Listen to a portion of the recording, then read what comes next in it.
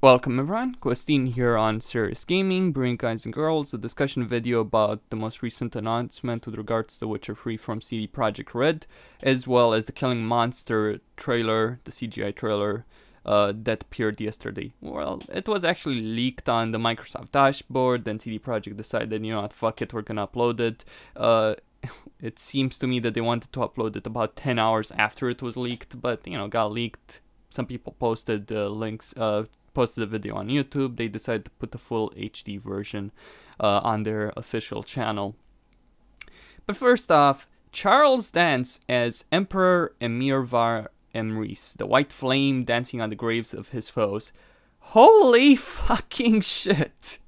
That was my genuine reaction when I found out about this. Holy shit! We're talking of a rather good, capable theater actor who also has a strong resume of films, TV shows he starred in. He plays one of the most famous roles he has is that of Tywin Lannister in Game of Thrones.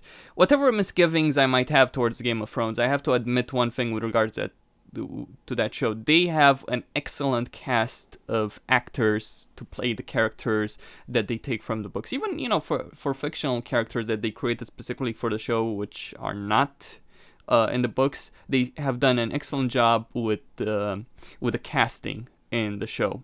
There's a lot of problems, but it's still excellent. To get Charles Dance, one of the best actors in Game of Thrones, to play Emperor Emhyr, well, let's just say that's a level above getting Martin Sheen to play the elusive man in Mass Effect 2. Way above that, actually.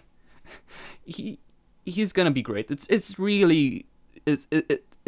probably the best news I've heard for The Witcher 3 ever since information started coming out about the game. You know, there's just been quite a few things that have bothered me or pissed me off about The Witcher 3. Information that has come out, you know, the fact that politics will be less important, the fact that, you know, imports are going to be somewhat unimportant as well, you know, as a number of other things. That said, this is really, really good news, and I can't wait to actually meet Emperor Emhyr. Someone made a point on the Witcher forums that if they're casting someone like Charles Dance for Emhyr, then that means he's going to be rather prominent in The Witcher 3, which makes me incredibly happy as a fan of, well, let's just say a fan of Lefo. I mean, you need to put this in perspective. Lefo is a master manipulator in The Witcher 2, and yet at the same time, Emhyr is above him in The Witcher 2. Without anything else in consideration, Emhyr is the master chess master of The Witcher 2, and he doesn't even show up in The Witcher 2. And he's already the best chess master in the entire game of politics that they have going on in the Witcher universe. So, you know, getting someone like Charles Dance, excellent choice, and I can't wait for that. As for the Killing Monsters CGI trailer, personally, I thought that was rather lackluster. Now, before you get out your pitchforks, I want to make a point. What Politique Image did with it visually, in terms of effects, in terms of building trailer, all that, that's excellent. You know, it's as good in terms of visuals, that is, as the Witcher 1 intro, the Witcher 2 intro, and so on and so forth.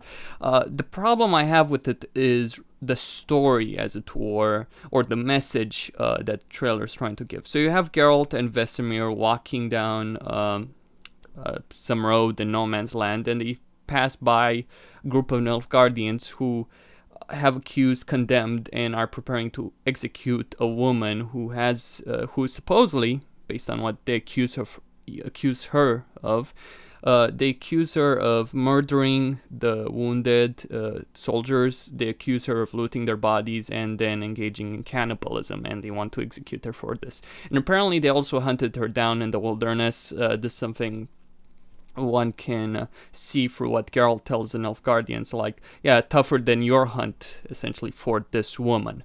Anyway, Vesemir tells Geralt to not interfere with the Nilfgaardians who are about to execute this woman. Geralt decides to anyway, after having a monologue about how evil is evil and that it doesn't matter to him that it's lesser or greater, and that if he has to pick between a greater or lesser evil, he wouldn't pick at all. So what he decides is save this woman.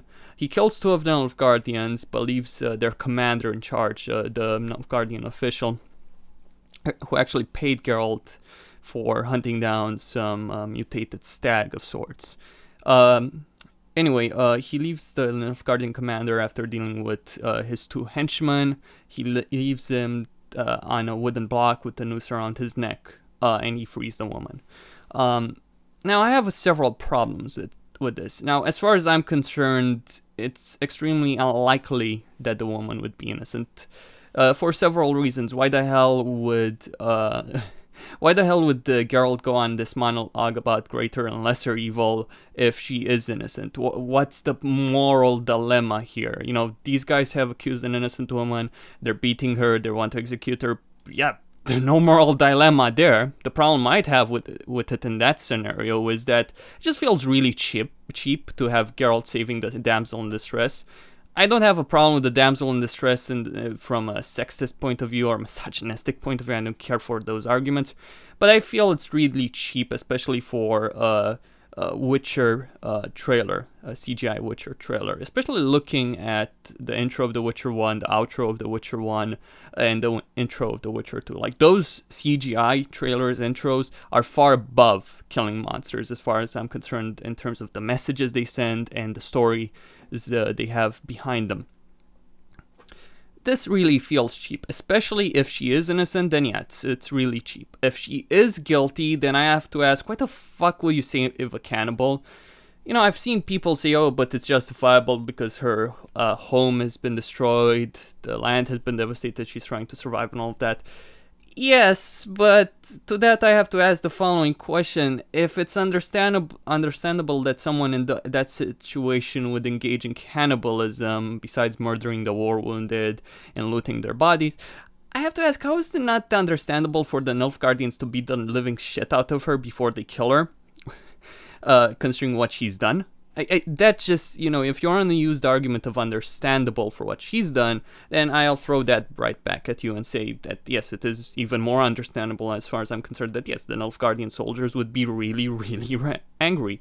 In fact, put American soldiers in the same situation as those Nilfgaardian soldiers are. You know, let's say some man or woman in Afghanistan decides to murder some wounded American soldiers who've been wounded in battle and they haven't been collected by the comrades, loot their bodies and then eat them.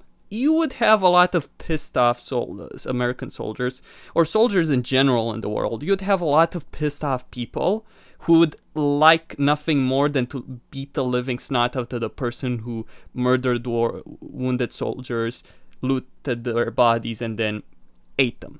Regardless of justification, there's none as far as I'm concerned. For, you know, if someone does that, there's no justification as far as I'm concerned. And I think that the trailer is meaningless if she didn't actually do that. The reason I'd say it's meaningless because what's the point of the monologue of Geralt's monologue between greater and lesser evil? Do I think I think it's a case like Abigail or Melina in the trailer, though I will have to say the following. Abigail and Melina in The Witcher 1 and The Witcher 2 respectively were handled a lot better than this damsel in distress was. In The Witcher 1 there was some ambiguity with regards to whether or not Abigail had committed the crimes she was accused of. But at the same time, what was great about it was that Geralt did not resort to violence, did not resort to killing all the peasants to actually save her. Yes, eventually he was attacked by a small group of peasants, most of them were to their homes, but he did try and resolve the situation peacefully. Same with Melina. With regards to Melina, he does not murder the Temerian soldiers who were rightly accusing her of being responsible for the deaths of 2 of their fellow soldiers. He does not murder the Temerian soldiers to save Melina. He actually resolves that peacefully. And that's actually one of the biggest things that bothers me with this, is that, you know what, if he's gonna save someone who is actually guilty of a crime as he says this, then my biggest problem, besides the fact that he's saving a cannibal, is the fact that he goes in there, provokes the Nilfgaardians, doesn't try and resolve it peacefully. You know, even if he had tried it, I think that would have been enough, but he doesn't, and instead just resorts to violence and killing them. Then finally at the end, the fact he leaves the Nilfgaardian commander alive, that really, really bothers me. It's like, yeah, Geralt's an idiot, essentially, for doing that. Assume for a second that the Nilfgaardian commander does survive, that the peasant girl or woman doesn't decide to kill him. Even though even as unlikely as that might seem, if that happens, Geralt's essentially fucked. He's gonna have bounty hunters on his head. He's gonna piss off every Nilfgaardian in the region. He's gonna have, he's gonna have them trying to hunt him down. So yeah, it's rather stupid. I do agree with some people who say that it is in Geralt's character to try and protect those innocent. He did actually die in Rivia at the end of the saga, but in Rivia, he died protecting innocents who were attacked by a mob. With Abigail, he didn't know that she was guilty of what she did. He didn't know for certain that she was guilty of what she did.